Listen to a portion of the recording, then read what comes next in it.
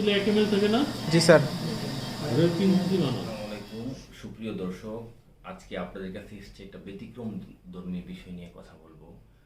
আপনারা হয়তো অনেকেই এমনটা খেয়াল করেছেন যে জন্মের পরই আপনার বাচ্চা দেখতে খুব সুন্দর ফুটফুটে, কিন্তু সে নাক দিয়ে নিঃশ্বাস নিচ্ছে না, অথবা সে মুখ দিয়ে নিঃশ্বাস নেওয়ার জন্য তার গলার মধ্যে ফেনা জমে যাচ্ছে বা খত খত শব্দ হচ্ছে, অথবা এই অংশটুকু দেবে যাচ্ছে, টেনে টেনে নিঃশ্বাস নেওয়ার চেষ্টা করছে। দেখতে পাচ্ছেন বাচ্চার সব 1 ml থাকে না? জি স্যার। ওটার কি মুক্তি বানানো? বড় না করলে পরবর্তীতে আবার করা লাগবে। এই বিষয়টা নিয়ে কথা কেমন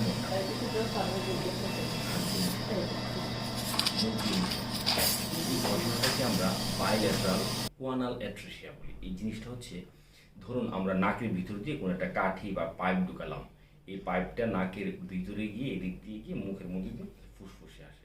ঠিক উল্টা ঘটনা, ফুসফুসের বাতাস গলা দিয়ে মুখের পিছন দিয়ে আবার নাক দিয়ে এসে বের হয়। যদি কারো এমন হয় যে নাকের এই ছিদ্রটা ঠিকই রয়েছে কিন্তু সামনে দিয়ে এই অংশটা বন্ধ থাকে, তখন সে নিঃশ্বাস নেওয়ার সময় সে মুখ দিয়ে নিঃশ্বাস নেবে, কারণ নাকের পিছন দিয়ে নাকের বাতাসটা বাইরে আসতে পারে না। যখন এমন লম্বা সময় মুখ দিয়ে নিঃশ্বাস নেয় বাচ্চা, তখন আস্তে আস্তে তার ফুসফুসে বিভিন্ন ধরনের ইনফেকশন দেখা দেয়, কাশি, শ্বাসকষ্ট, জ্বর, এই সমস্যাগুলো দেখা দেয়। তখন বাচ্চাকে হাসপাতালে ভর্তি করার প্রয়োজন পড়ে।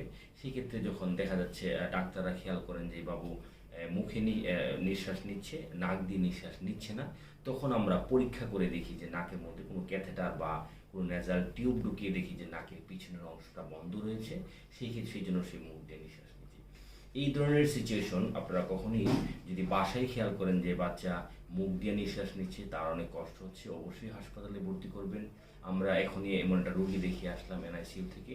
সেই ক্ষেত্রে চিকিৎসা কি, অনেকেই আমাদের ভিডিওতে কমেন্ট করে জানতে চেয়েছেন এই ধরনের রোগের চিকিৎসা কি। যদি এমনটা হয়, সেই ক্ষেত্রে চিকিৎসা হচ্ছে আমরা একটা ছোট্ট অপারেশনের মাধ্যমে নাকের পিছনের যে অংশটা লাগানো আছে, একটা পর্দা পরে আছে, এটাকে ছিঁড়ে বা কেটে দিই, সেই ক্ষেত্রে সে নাক দিয়ে নিঃশ্বাস নিতে পারে। যদি আমরা মুখ দিয়ে নিঃশ্বাসটাকে লম্বা সময় নিতে দিই বা নাকের অপারেশনটা না করি, সেই ক্ষেত্রে তার এই না মুখ দিয়ে নিঃশ্বাস নেওয়ার কারণে ধুলাবালি ফুসফুসে জমে তার ইনফেকশন, নিউমোনিয়া, নাক মুখ শুকিয়ে যাওয়া, মুখে ঘা হওয়া, জিহ্বা ইনফেকশন হওয়া, ঠোঁটে ইনফেকশন হওয়া, এই ধরনের জটিলতা তৈরি হতে পারে। সুপ্রিয় দর্শক, আপনাদের সবার জ্ঞাতার্থে জানাচ্ছি, বিশেষ করে যাদের বাচ্চা বাসায় ডেলিভারি হয়, এই ধরনের বাচ্চাদের ক্ষেত্রে আপনারা যদি মুখ দিয়ে নিঃশ্বাস নেই বা এই ধরনের সমস্যা দেখতে পান, সেক্ষেত্রে অবশ্যই দ্রুত চিকিৎসকের পরামর্শ নেবেন এবং অপারেশনের প্রস্তুতি নেবেন। সবাই ভালো থাকুন। আজকের মতো এখানেই বিদায় নিচ্ছি। আসসালামু আলাইকুম।